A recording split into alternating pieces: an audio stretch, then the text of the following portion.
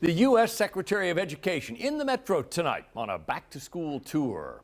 Miguel Cardona was at the Johnson County Library on 87th Street in Overland Park this afternoon. That's where we find Fox 4's Jonathan Katz to explain what they talked about. John?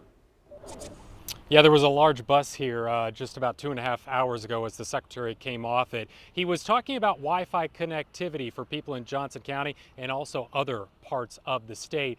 A rise in COVID cases, though, as of late, was nearly avoided this afternoon.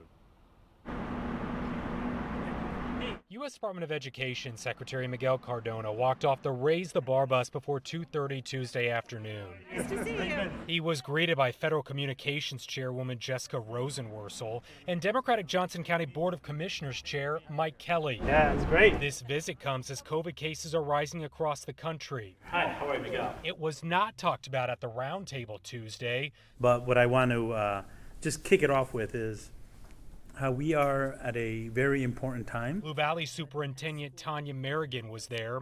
Superintendent Brent Yeager of the Olathe School District didn't want to talk about COVID. Personally, we used our ESSER dollars. Nor did Superintendent Michelle Hubbard of the Shawnee Mission School District. What sort of recommendations would you have for these three superintendents that you just talked to today?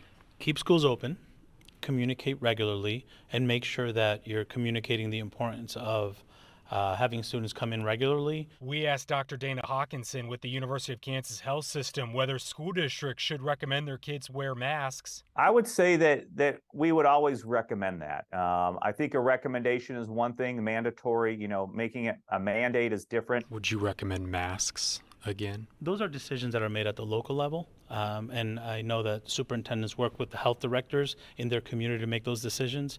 So I'll leave those decisions to them. Dr. Hawkinson says they have 14 hospitalizations of COVID-19 right now, a doubling of those hospitalizations from just 2 weeks ago. Still, obviously, nowhere near the amount of hospitalizations they had at the height of the COVID-19 pandemic. John?